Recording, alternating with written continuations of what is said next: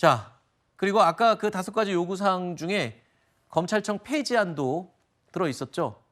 자, 이틀 전 정부와 여당이 정부 조직 개편안을 발표했습니다. 여기에는 검찰청 폐지안도 담겼죠. 오늘 정청래 대표가 다시 한번 이 점을 강조했습니다. 추석 전까지 검찰청 폐지하겠다. 그 약속 말입니다.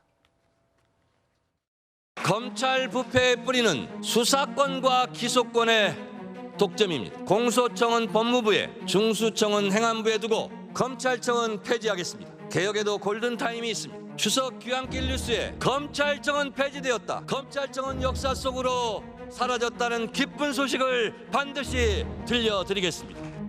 헌법에 명시되어 있는 검찰이 법률에 의해서 지금 개명당할 위기에 놓였습니다. 하지만 이 모든 것이 우리 검찰의 잘못에 기인한 것이기 때문에 그 점에 대해서는 깊이 반성하고 있습니다. 들으셨죠? 이 노만석 검찰청장 직무대행이 잘못을 인정하는 말을 했습니다. 검찰청 폐지는 사실 검찰의 잘못에 기인한 것이다 라는 말을 했습니다. 자, 그런데 지금 검찰 내부의 반발이 무시 못합니다. 지금 부글부글 검사들이 끓고 있다는데 일단 연차가 낮은 검사들 포함해서 지금 퇴직한 검사들까지 한 목소리로 지금 비판의 목소리를 높이고 있습니다.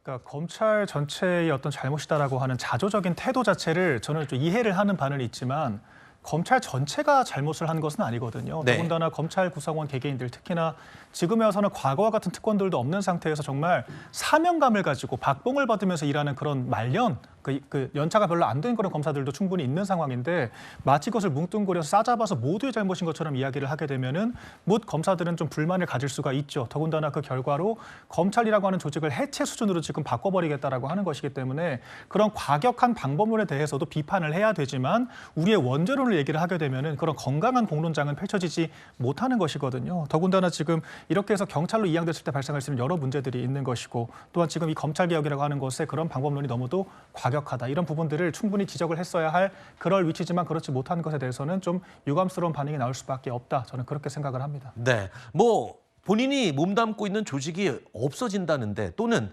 해체에 준하는 형태로 바뀐다는데 가만히 있을 사람들이 없겠죠. 물론 반대의 목소리, 비판의 목소리를 낼 수는 있습니다. 하지만 흐름 자체는 아까 말씀하신 것처럼 시대의 흐름이라고 표현을 해주셨는데 흐름 자체는 폐지 쪽으로 이미 많이 기울어 있는 상태라고 말씀드릴 수 있겠습니다.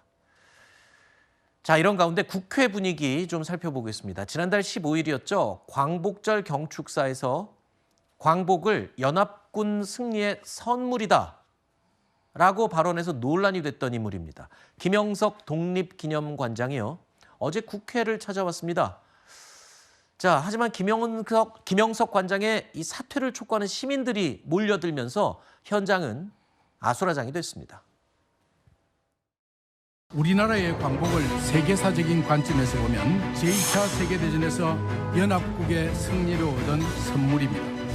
독립기념으로 새겨지고 있는 불법행위의 배후에는 천안 지역 민주당 정치 세력이 자리하고 있습니다.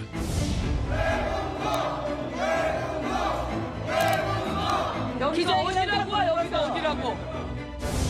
이거를 신청한 김민전 의원은 어디 갔습니까? 공보기획관입니다. 발언 중단하고 내려와 주십시오. 의원님이 와야 돼. 의원님이 현장에 와야 돼요. 당신 뭔데 거기 있어?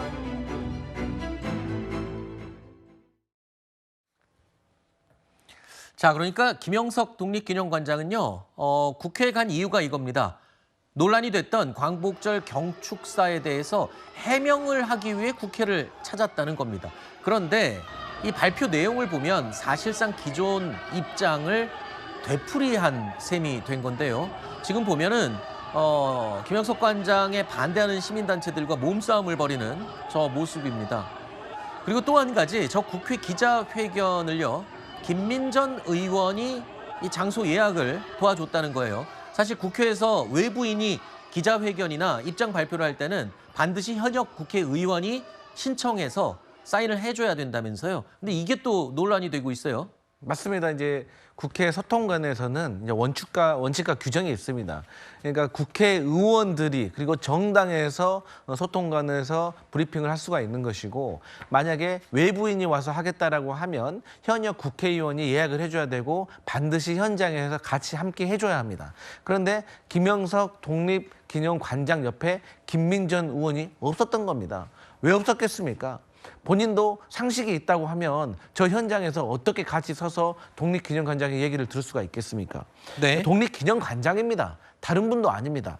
근데 이분이 뭐 광복이 연합군의 선물이라든지 하늘이 준 떡이라고 했으니 얼마나 대한민국 국민들이 화가 났겠습니까? 저도 국회에서 10년 넘게 근무했지만 소통관에서 저렇게 많은 일반인들이 와가지고 비판하고 잘못됐다고 소리치는 것을 제가 본 적이 없어요. 그래서 저는 김영석 독립기념관장은 정말 뼈저리게 반성을 하셔야 된다, 이런 말씀 드립니다. 네, 김민전 의원 입장에서는 글쎄요, 뭐 국회가 뭐 선별해서 자리를 안 내주고 뭐 그럴 상황도 아니잖아요. 또 의견을 같이 하면 자리를 내줄 수도 있는 거고요. 그럼요. 국회의장이 소통관을 예약할 수 있도록 하는 것이지 국회의원만 소통관을 이용할 수 있는 건 아니거든요. 네. 그렇기 때문에 원내에 포함되지 않다라고 하더라도 공론화시킬 만한 어떤 필요한 이야기들이 있을 때는 얼마든지 소통관을 이용할 수 있고, 그런 것들이 기자들, 취재진을 위한 배려 차원이기도 합니다. 제3의 장소를 마련하게 되면 또 이제 불편함이 동반될 수가 있는 거거든요. 그리고 지금 민주당이 지나치게 사안을 호도하고 좀 침소봉대하는 측면이 있다라고 보이는 것이, 이 독립기념관장이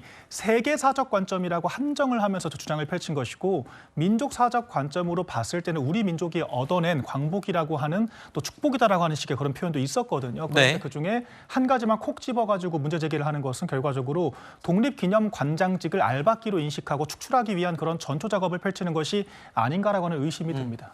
알겠습니다.